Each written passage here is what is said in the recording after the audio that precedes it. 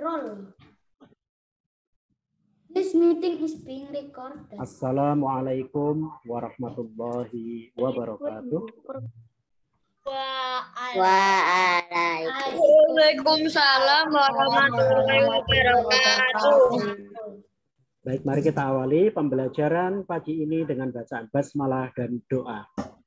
Bismillahirrahmanirrahim. Rabbis shrahli sadri wa yassirli amri wahlul 'uqdatam min lisani yafqahu qawli. Amin. Oke, baik anak-anakku, kita mulai saja untuk pembelajaran hari ini. Ya, Ustadz akan share screen. Tolong bisa semuanya di-mute dulu. Ya, anak-anak di-mute dulu, nanti kita gantian. Ustadz Arifin akan menjelaskan materi. Habis itu nanti akan ada sesi dialog atau tanya jawab, ya.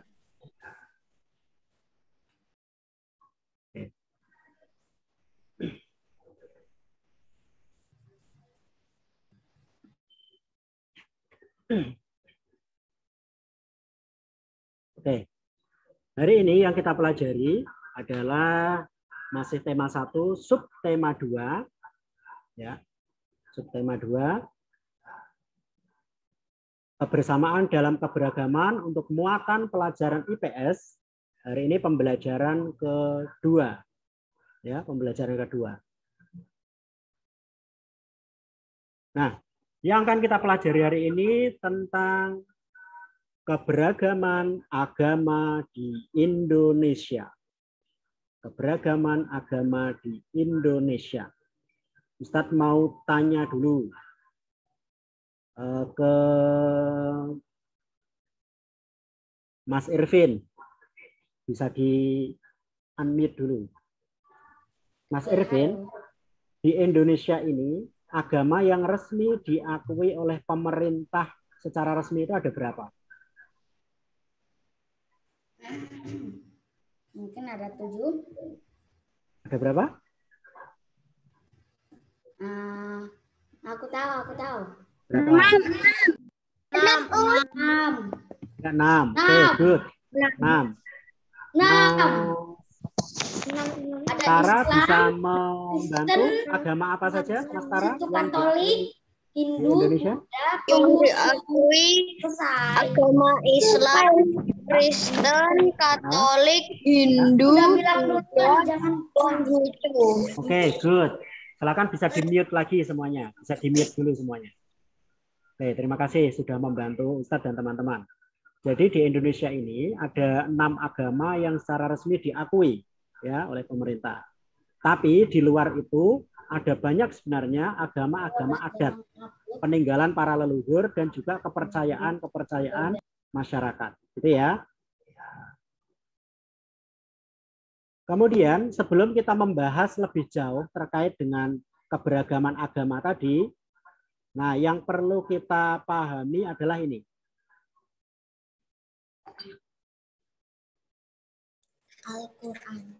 Nah, kita lihat di dalam Al-Quran dulu tentang keberagaman agama yang ada di dalam Al-Quran.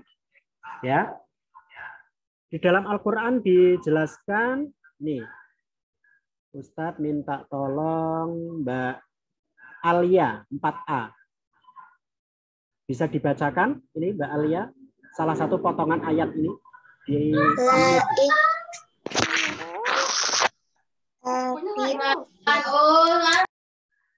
ya. La ikraha fiddin. Ikraha fiddin. Oke, good. Terima kasih. Artinya apa la ikraha fiddin? Nah, artinya adalah ini. Mas Arthur bisa Ustadz minta tolong dibacakan artinya. Tidak ada paksaan untuk agama. Ya, terdapat di dalam surat Al-Baqarah ayat 256. Mengapa ini Ustadz tampilkan di awal? Nah, supaya anak-anak semua, kita semua itu memahami bahwa Allah itu sudah menegaskan di dalam Al-Quran Surat Al-Baqarah ayat 256. A'udzubillahi minasyaitonirrajim. La ikraha fiddin. Tidak ada paksaan untuk memasuki agama Islam. Gitu ya. Jadi tidak boleh kita memaksa-maksa orang lain yang beragama non-Islam kemudian dipaksa-paksa, apalagi sampai dengan kekerasan untuk memasuki agama Islam, itu enggak boleh. Ya, yang diajarkan oleh Allah dan Rasulullah kepada kita sebagai seorang mukmin itu, kalau kalian masih ingat kemarin yang disampaikan Bunda Uti hari Sabtu kemarin, umat Islam itu memiliki keistimewaan diberikan selendang dakwah. Gitu ya. Nah, yang kita lakukan adalah dakwah, bukan memaksa. Gitu ya. Dakwah itu seperti apa? Dakwah itu dilakukan dengan cara yang baik, bil hikmah, dengan penuh hikmah, penuh kebaikan. Wal mau'idatil hasanah. Mau'idah hasanah itu artinya apa? Ucapan yang disampaikan itu penuh dengan kesejukan, penuh dengan kebaikan. Sehingga orang-orang di luar Islam itu merasa bersimpati, merasa senang, merasa nyaman. Sehingga mereka tidak dipaksa pun insya Allah akan mendapatkan hidayah dari Allah. Kemudian kalau terpaksa, nah yang terakhir, wajadilhum billati hiya ahsan. Kalaupun harus berdebat, kadang kan kita juga sering berdebat itu ya, berdebatlah dengan cara yang ahsan. Wajadilhum billati hiya ahsan. Ahsan itu apa? Ahsan itu dengan cara yang penuh kebaikan. Tidak dengan cara mencaci maki. Tidak dengan cara menjelek-jelekkan. Nah, ini penting ya anak-anak ya. Dicermati ya. La ikraha fiddin, tidak ada paksaan untuk memasuki agama Islam. Ini yang pertama. Kemudian yang kedua. Nah, kita akan lihat di ayat berikutnya. Bentar.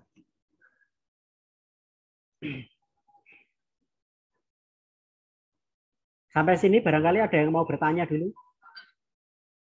Loh Ustadz, ini kok kayak pelajaran agama? Ya memang penting, ya ini memang harus Ustadz sampaikan karena supaya mendasari anak-anak, karena kita akan belajar keragaman agama. Nah, yang berikutnya, nah, pindah sebelah sini ya.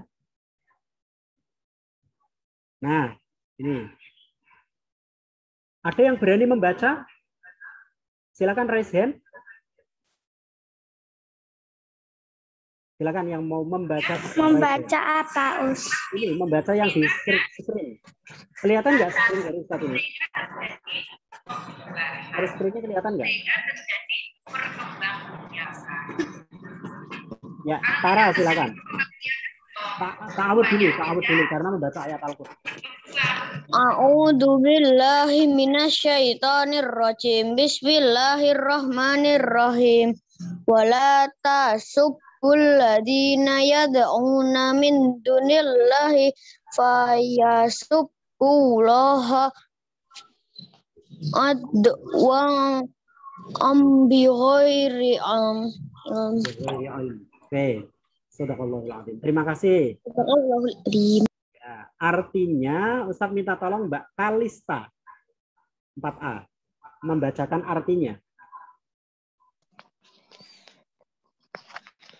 Silakan Mbak Kalista. Dan janganlah kamu memaki sembah yang mereka sembah selain Allah, karena mereka nanti akan memaki Allah dengan melampaui batas tanpa dasar pengetahuan. Oke.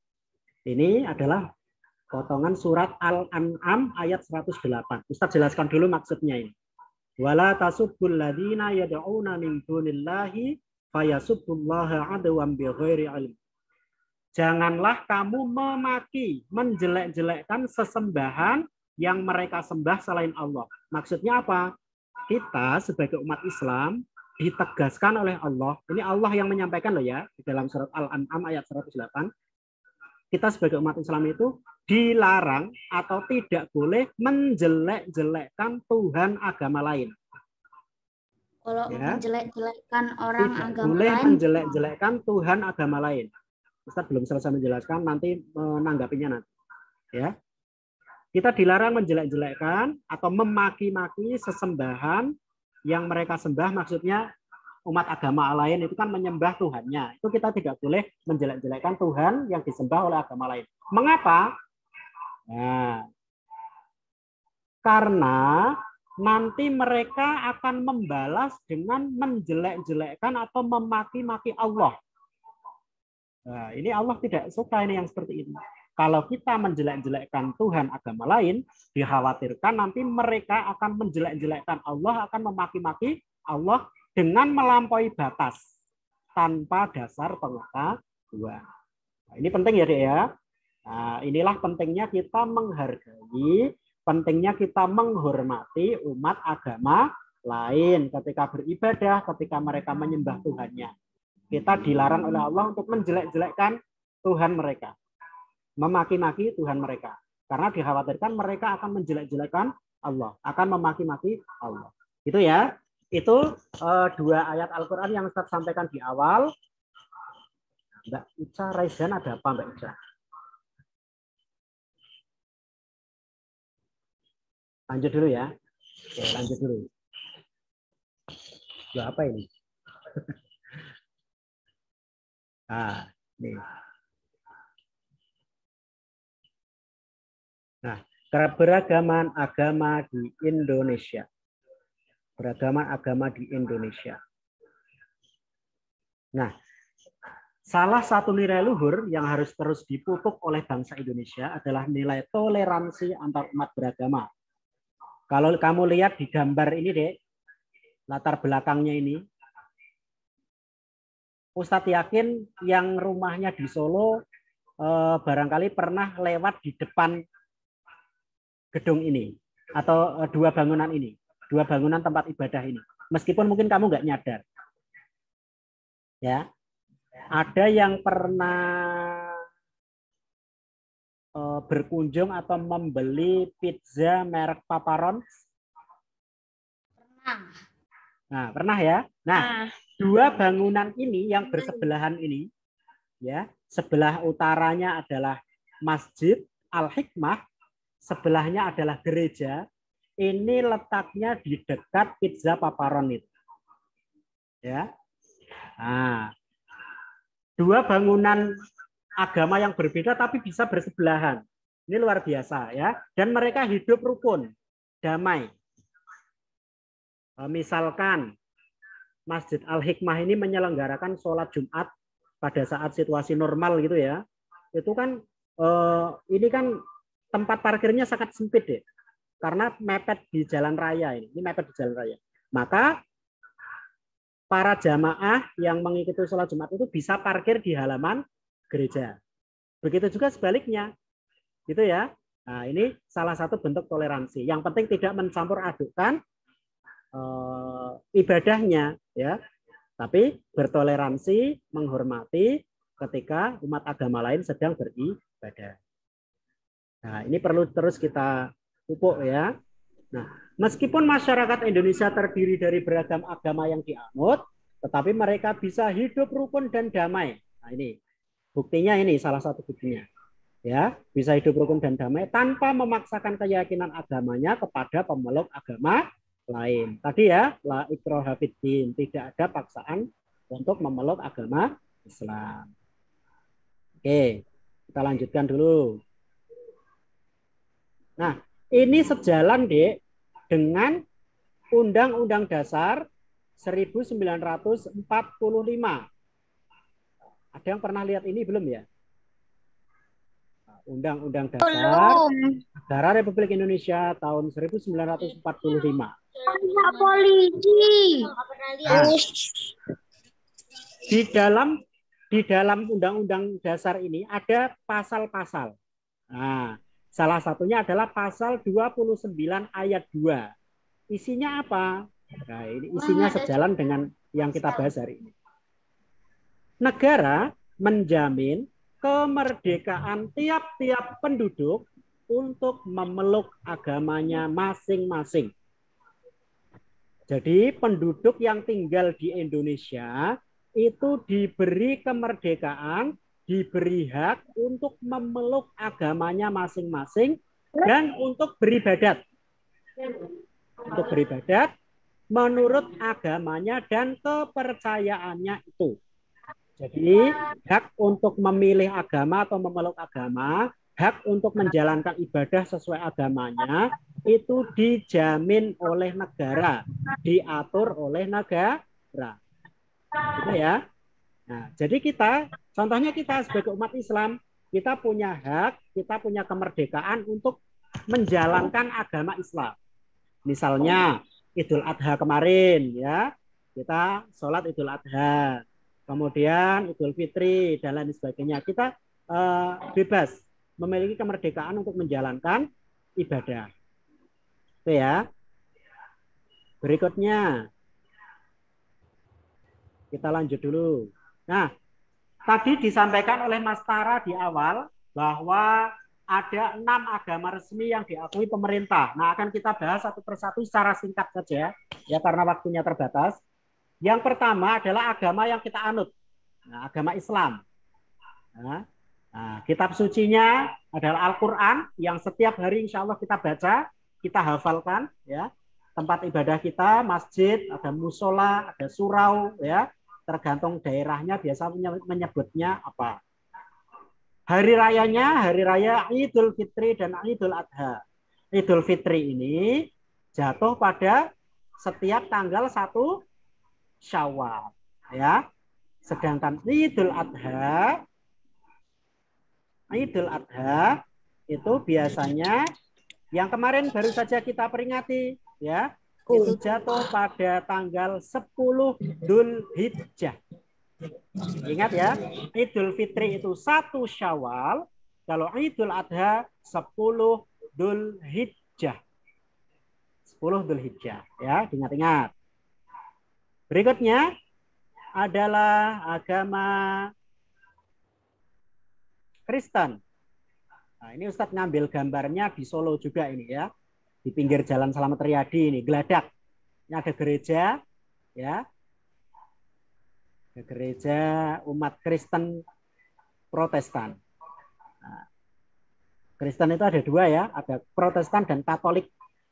Nah, kitab sucinya adalah Alkitab atau Injil. Tempat ibadahnya gereja, hari rayanya Natal dan Paskah.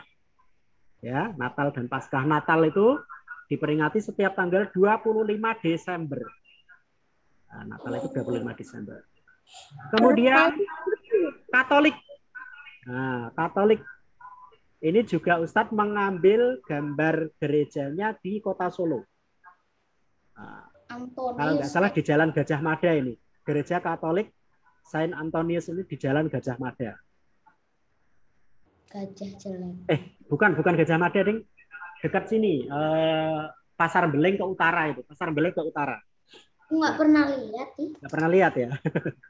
Ya, kapan-kapan mengamati. Nah, sama di Katolik dengan Kristen tadi sama ya.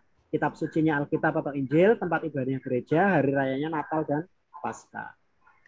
Kita langsung lanjut saja. Nah, Hindu.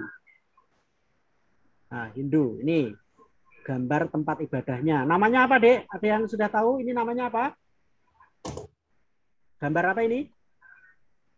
Pura ya. Pura di mana ini? Ada yang pernah ke sini belum? Pura. Pernah. Di mana ini? Pura. Nggak pernah. Nggak tahu. Nggak tahu. Pura ini di Bali. Ini pura di Bali. Ya. Karena di Bali itu kan mayoritas beragama Hindu, ya. Oke, Biasanya nah, kitab suci umat Hindu adalah Weda. Weda. Tempat ibadahnya namanya Pura atau biasa juga orang menyebutnya Pura. Ya, hari rayanya Nyepi dan Galungan. Ini hari raya yang terkenal ya. Kalau kalian mungkin pernah tahu di Bali itu mayoritas kan beragama Hindu. Kalau sedang merayakan hari raya Nyepi, nah, maka semua jalan akan ditutup, orang tidak boleh keluar rumah. Ya. Nanti akan dijaga di gang-gang kampung, gang-gang kota itu akan dijaga yang namanya pecalang. Pecalang itu polisi adat, ya, yang akan menjaga apabila ada orang yang keluar rumah biasanya disuruh untuk masuk karena untuk memperingati Hari Raya Nyepi. Ya. Berikutnya Hindu gimana? adalah, nah, kira-kira agama apa yang akan kita bahas ini kalau melihat dari gambar? Apa deh? Ya, betul sekali. Buddha, ya. Buddha. Nih, agama Buddha. Kitab sucinya disebut Tripitaka. Tempat ibadahnya wihara dan hari rayanya adalah Waisak. Nah, di Indonesia ada salah satu candi terbesar yang dijadikan salah satu tempat suci agama Buddha, yaitu Candi Borobudur, ya. Candi Borobudur di Magelang, ya. Di Magelang, Jawa Tengah. Mungkin kalian pernah ke sana ya. Nah, Candi Borobudur itu merupakan salah satu tempat yang dijadikan tempat suci agama Buddha. Ya. Meskipun dijadikan tempat ibadah, tempat wisata. Gimana? Kalau kita ke sana kok nggak ada orang yang lagi nyembah patung. Betul. Memang itu dijadikan tempat wisata. Nanti biasanya akan ditutup di saat momen-momen tertentu. Contohnya ketika Hari Raya Waisak. Itu wisatanya ditutup. Nanti di sana akan dijadikan tempat peribadatan umat Buddha. Gitu ya. Tapi kalau pas wisata normal ya enggak. Berikutnya, nah, kira-kira agama apa ya yang akan kita bahas ini? Konghucu. Ya. Ini adalah gambar kelenteng. Gambar kelenteng. Ya. Kelenteng. Kitab sucinya namanya Sishu dan Wujing. Sishu Wujing. Tempat ibadahnya kelenteng kayak gini. Hari rayanya Cap Gomeh. Kalau di Solo, kelenteng yang sangat terkenal itu di sebelah selatan Pasar Gede. Itu ada kelenteng di situ, deh. Warnanya merah. Kalau pas Cap Gomeh itu biasanya dipasangi apa namanya itu yang lampu-lampu lampion. Wah, banyak sekali lampion ya. Nah, itu adalah tempat ibadah umat Konghucu. Namanya kelenteng. Oke ya. 6 agama yang sudah kita bahas. Nah, terakhir Ada detektif Conan. Ingat ya. Nanti kalian mengerjakan aktivitas siswa di buku BBD. Yang kedua, kerjakan latihan soal pengayaan di buku BBD. Dan yang ketiga, nah, teliti kembali hasil pekerjaanmu. Seperti detektif Conan, sangat teliti ya dalam meneliti hasil pekerjaan.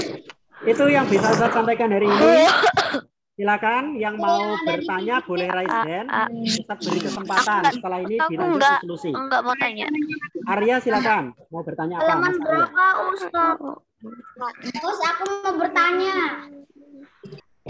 Silakan ya, Mas Gavin. Silakan Mas Gavin.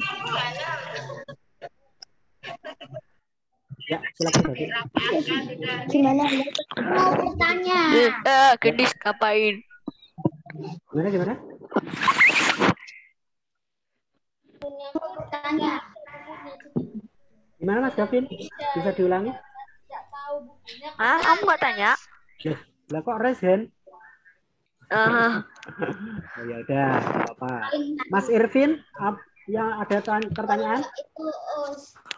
Itu boleh dikerjain sekarang. Boleh dikerjain sekarang. Oh, ya, aja nanti setelah solusi ya, karena ini nyambung solusi langsung habis ini. Ya, nanti aja. Oke. PPA solusi. Enggak, habis ini pelajarannya dilanjut solusi maksudnya. Habis ini pelajarannya dilanjut solusi. Adrik silakan. Halaman berapa?